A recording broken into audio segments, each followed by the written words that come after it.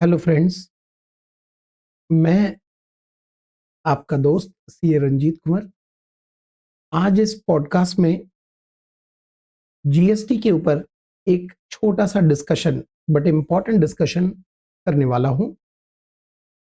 ITC input tax credit जो GST का backbone माना जाता है, जिसके वजह से ही जीएसटी को लाना पड़ा। आईटीसी अगर पुराने टैक्स लॉ में स्मूथली दिया जा सकता तो फिर जीएसटी शायद ना आ पाता। जीएसटी को लाने के पीछे आईटीसी का ही एक मेजर कारण था। मेजर कारण।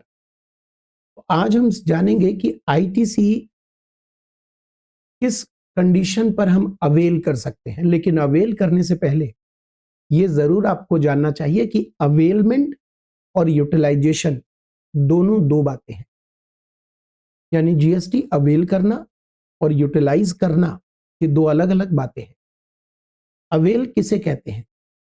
जब आप अपने जीएसटीआर 2B में जो अलाउड आईटीसी है उसे एक्सेप्ट करते हो तो वो कहलाता है जीएसटी अवेल करना, जिसके बाद आपके ई क्रेडिट लेजर में वो रिफ्लेक्ट हो जाएगा। जब आप ई क्रेडिट लेजर को ई लायबिलिटी रजिस्टर के पेमेंट के लिए, यानी अपने आउटपुट टैक्स जीएसटी के पेमेंट के लिए जब आप ई क्रेडिट लेजर को यूज करते हो तो इस प्रोसेस को हम आईटीसी यूटिलाइजेशन कहते हैं। हमारा यहां डिस्कशन है कि आईटीसी हम अवेल्ड कितनी शर्तों पर कर सकते हैं। हम याद करेंगे 10 शर्तें हैं जिसमें हम एक एक करके सभी कंडीशन को डिस्कस करेंगे। आईटीसी अवेल्ड करने की शर्त। पहली शर्त, आपका रजिस्टर्ड होना बहुत जरूरी है। बड़ा ऑब्वियस है कि आप रजिस्टर्ड पर्सन हैं जीएसटी में, तभी आप आईटीसी अवेल कर सकते हो। इसका मतलब आपका जो रजिस्ट्रेशन है वो इफेक्टिव होना चाहिए। फॉर एग्जाम्पल, आज मैं लायबल हूं रजिस्ट्रेशन के लिए, मैंने अगर टाइमली अप्लाई नहीं किया विद इन 30 डेज, मैंने लेट अप्लाई किया, तो आप भी जानते हैं कि ग्रांट के दिन से रजिस्ट्रेशन इफेक्टिव होता है, तो उसके पहले के पीरियड का आईटीसी मैं नहीं ले सकता क्योंकि मैं उस समय रजिस्टर्ड पर्सन नहीं माना जाऊंगा। दूसरी शर्त है गुड्स और सर्विस जिसे आपने इनवर्ड सप्लाई में लिया, वो बिजनेस यूज के लिए होना चाहिए। भले ही आपने अभी उसका यूज नहीं किया, लेकिन वो आपने खरीदा है, इंटेंशन आपकी है बिजनेस यूज, और इस वजह से आपको आईटीसी मिल जाएगा। तीसरी शर्त पर आते हैं, डॉक्यूमेंट्स आपके पास प्रॉपर होने चाहिए। डॉक्यूमेंट्स में आपको यहां दिख रहा है टैक्स इनवॉइस होना चाहिए, या डेबिट नोट, या रिवाइज टैक्स इनवॉइस, या आरसीएम के केस में सेल्फ जनरेटेड इनवॉइस, या बिल ऑफ एंट्री इंपोर्ट के केस में। मैं ये नहीं कह रहा कि ये सारे डॉक्यूमेंट्स होने चाहिए, इनमें से कोई भी एक डॉक्यूमेंट तो होगा। अगर आपने खरीदा है प्रॉपर वे में तो टैक्स इनवॉइस, अगर आपने एक्स्ट्रा पेमेंट किया है तो डेबिट नोट, अगर आपने किसी व्यक्ति से उस टाइम पीरियड में खरीदा जो रजिस्टर्ड नहीं था बट बाद में बैकडेट से वो रजिस्टर्ड हुआ तो रिवाइज टैक्स इनवॉइस, अगर आरसीएम का केस है तो सेल्फ जनरेटेड इनवॉइस, और अगर आपने इंपोर्ट किया है तो बिल ऑफ एंट्री। ये डॉक्यूमेंट्स हैं। डॉक्यूमेंट्स होने चाहिए, प्लस डॉक्यूमेंट वैलिड फॉर्मेट में होने चाहिए। मतलब उसमें सप्लायर और रिसिपिएंट के जीएसटीआईएन होने चाहिए, गुड्स सर्विसेज के डिस्क्रिप्शन होने चाहिए, वैल्यू ऑफ सप्लाई, जीएसटी का अमाउंट सेपरेटली शोन होना चाहिए, और मोस्ट इंपॉर्टेंट, अगर ये इंटर स्टेट सप्लाई है तो प्लेस ऑफ सप्लाई भी उस पर मेंशन होना चाहिए। चौथी शर्त पर हम आते हैं, कंडीशन नंबर 4। कंडीशन नंबर 4 ये कहता है कि आईटीसी आपके जीएसटीआर 2B में, आपकी मैं बात कर रहा हूं, मैं बात कर रहा हूं मिस्टर राम की। अगर मैं एग्जांपल में लेता हूं, राम एक व्यक्ति जो जीएसटी में आईटीसी लेना चाहता है, लेना मतलब अवेल करना चाहता है, तो पहली शर्त मैंने बताई, रजिस्टर्ड। राम को रजिस्टर्ड होना पड़ेगा। राम ने जो गुड्स और सर्विस खरीदी है उसका बिजनेस यूज होना चाहिए। राम ने जो गुड्स और सर्विस खरीदी है उसका डॉक्यूमेंट्स प्रॉपर होना चाहिए, वैलिड, और फॉर्मेट भी वैलिड होना चाहिए। अब हम राम को लेकर आगे यूज करेंगे सारे कंडीशंस को। चौथी शर्त यह है कि राम के जीएसटीआर 2B में वो आईटीसी रिफ्लेक्ट होना चाहिए। और ये कब होगा रिफ्लेक्ट? जब राम के सप्लायर ने GSTR1 भरा हो, नहीं टाइमली भरा हो। दोस्तों अगर हम एक जुलाई का महीना लेते हैं, राम ने जुलाई के महीने में कुछ सामान खरीदा है, तो अगस्त में जब राम 20 अगस्त को जब राम अपने सेल के ऊपर टैक्स देना चाहेगा, GST देना चाहेगा, तो चाहेगा कि जुलाई के परचेज का ITC वो क्लेम करे। अब जुलाई का परचेज राम ने जो किया है वो गोपी से किया है। गोपी है राम का सप्लायर। अब गोपी ने जुलाई की सेल रिपोर्ट कब की? वैसे तो 11 तारीख तक रिपोर्ट कर देनी चाहिए गोपी को, 11 अगस्त तक। लेकिन अगर गोपी ने लेट रिपोर्ट किया है अपनी सेल का, तो राम को उस महीने तो उसका क्रेडिट मिलने से रहा, अगले महीने वो रिफ्लेक्ट होगा। यानी राम के GSTR 2B में तभी रिफ्लेक्ट होगा जब गोपी ने जुलाई की सेल रिपोर्ट की हो with in due date GSTR1 के। ये नेक्स्ट कंडीशन हो गया, कंडीशन नंबर 4। फोर्थ कंडीशन आपको बता दिया मैंने। कंडीशन नंबर 5 कहता है कि राम ने जो गुड्स और सर्विस खरीदी है, जिसका वो ITC लेना चाहता है, उस गुड्स और सर्विस को रिसीव्ड किया हो, यानी गुड्स रिसीव्ड कर लिया हो और सर्विस अवेल्ड कर लिया हो। अगर वो गुड्स लॉट में राम को रिसीव हो रहा है, लॉट में, तो अंतिम लॉट के बाद ही राम ITC ले पाएगा। अगर मान लीजिए ट्रांजिट लॉस हो गया है, तो गवर्नमेंट कहती है अगर ये नॉर्मल लॉस है तो इट इज ओके, बिना रिसीव्ड किए भी राम ITC ले सकता है। और अगर ये bill to ship to model है, इसका मतलब राम ने ऑर्डर दिया गोपी को और कहा कि भाई गुड्स मुझे नहीं, मिस्टर रमेश को उसके एड्रेस पर भेज दो, तो गुड्स तो रमेश रिसीव कर रहा है लेकिन इनवॉइस गोपी राम को देगा। इसे bill to ship to model कहते हैं। यहां पर ध्यान दें तो राम ने गुड्स रिसीव नहीं किया, फिर भी उसे ITC मिल जाएगा। यह है 5वीं शर्त, गुड्स और service must be received by registered person, यानी मिस्टर राम, जिसको हम लेकर चल रहे हैं आगे। छठी कंडीशन ये है, जो छठी कंडीशन अभी प्रैक्टिकली तो यूज नहीं होता, बट एकेडमिकली आपको एग्जाम में कोट करना पड़ता है। प्रैक्टिकल तो ये यूज नहीं होता अभी। ये छठी शर्त ये है कि राम के GSTR 2B में शो तो होना ही चाहिए, लेकिन GSTR 2B में 2 कॉलम शो होते हैं, एक रिस्ट्रिक्टेड ITC और एक अलाउड ITC। तो राम के GSTR 2B में अलाउड ITC के कॉलम में ये दिखना चाहिए।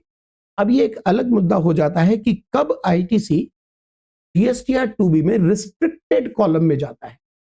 इसके लिए सेक्शन 38 सबसेक्शन 2 है, जहां पर लिखा है अगर गोपी न्यूली रजिस्टर्ड पर्सन हो, अगर गोपी तो आप समझ ही गए राम का सप्लायर, अगर गोपी ने GST पेमेंट का डिफॉल्ट किया हो, अगर गोपी ने GST जो पे किया वो पेबल से कम है, यानी पेबल ज्यादा था उसका, कम GST पे किया है, अगर गोपी ने GSTR 2B में जो ITC होना चाहिए उसको गलत अवेल्ड किया है, और अगर गोपी 49 सेक्शन सबसेक्शन 12 का डिफॉल्टर है, जहां पर लिखा गया है कि आप 90 सर्टेन सिचुएशन में 99% से ज्यादा ITC नहीं ले सकते।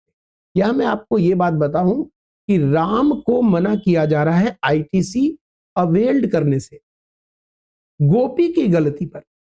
गोपी कौन? राम का सप्लायर। तो यहां राम का जो सप्लायर है उसके डिफॉल्ट होने से राम के GSTR 2B में रिस्ट्रिक्टेड कॉलम में ITC आ जाएगा, जो प्रैक्टिकल लाइफ में अभी शुरू नहीं हुआ, लेकिन जल्दी ही शुरू हो सकता है। बट एकेडमिकली ये चीज अप्लीकेबल है, एग्जाम में आपको लिखना चाहिए। 7वीं कंडीशन, 10 शर्तें मैंने बताई थी, तो 7वीं शर्त क्या है वो सुनिए। 7वीं शर्त यह है कि गोपी तो समझ ही गया, गोपी ने जो राम से GST लिया वो गवर्नमेंट को जमा करा दिया हो, यानी राम जिस ITC को लेना चाहता वो ITC GST ही तो है जो इनवर्ड सप्लाई पर राम ने पे किया। किसको? गोपी को। तो गोपी ने गवर्नमेंट को वो GST जमा करा दिया हो। ये जो शर्त है 7वीं, ये प्रैक्टिकल लाइफ में प्री कंडीशन में नहीं आता, प्री रिक्विजिट कंडीशन में नहीं आता, क्योंकि ये कैसे पता चलेगा कि गोपी ने पे किया या नहीं किया? मुझे तो 20 अगस्त तक ITC लेना है जुलाई के परचेज का, गोपी ने पता नहीं कब पे किया, नहीं पे किया।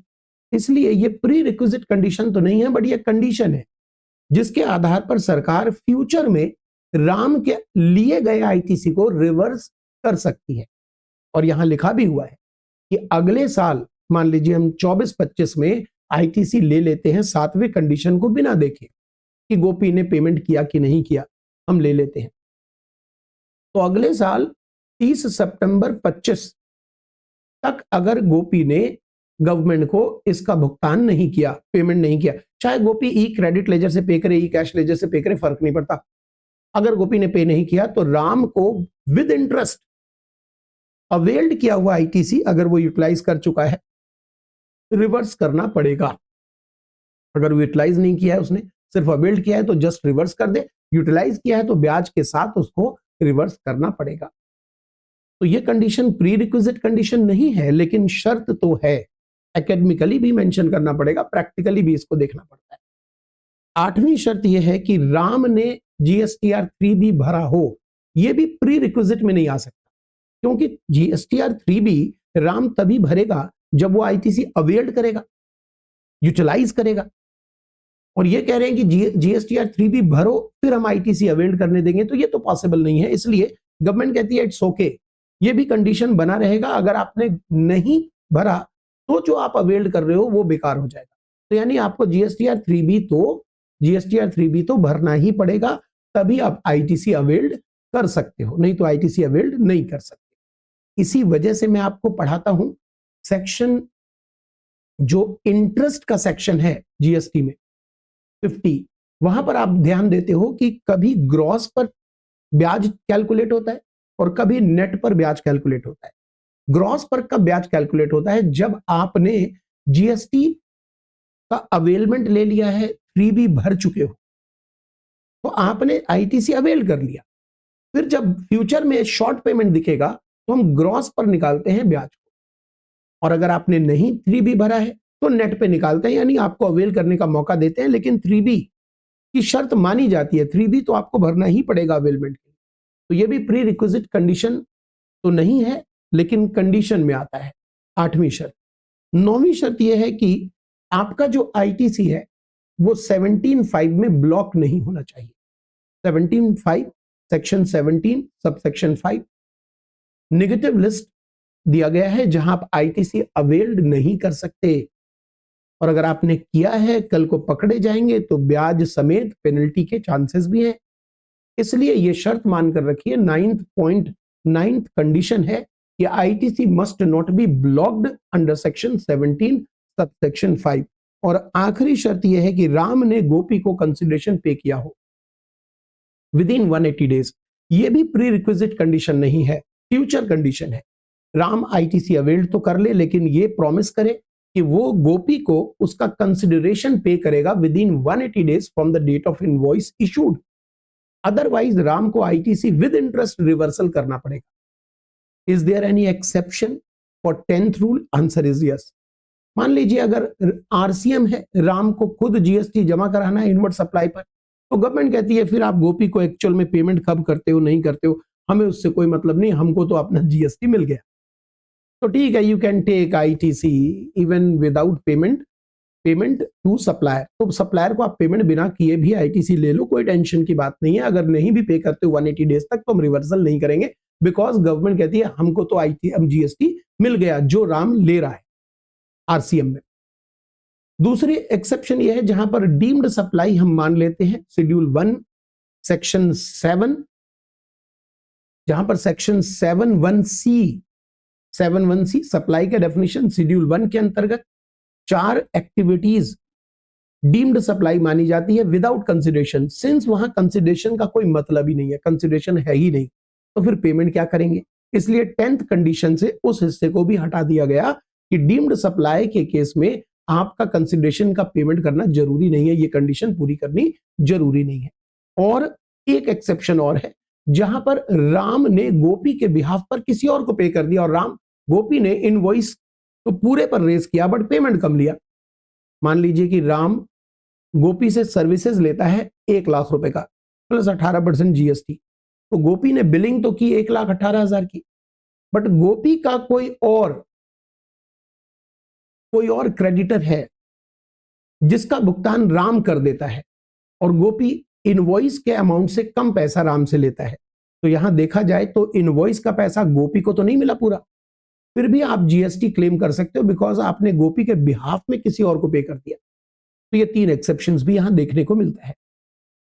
मैंने कोशिश किया है कि 15 मिनट में स्टूडेंट्स के लिए, प्रोफेशनल लोगों के लिए एक रिकैप, फटाफट रिवीजन हो जाए कि आईटीसी अवेलमेंट की 10 शर्तें क्या है। मैंने यहां पर 10 कंडीशन कोशिश किया है कि 10 कंडीशन यहां मेंशन करूं और आपको समझाऊं। उम्मीद करता हूं कि ये आपके लिए यूजफुल रहा होगा। आप प्लीज मुझे बताइएगा कमेंट में और कौन से टॉपिक पे आपको पॉडकास्ट पसंद आता है। मैं जरूर जरूर कोशिश करूंगा आप तक पहुंचाने की। Thank you so much. स्वस्थ रहें। Bye bye.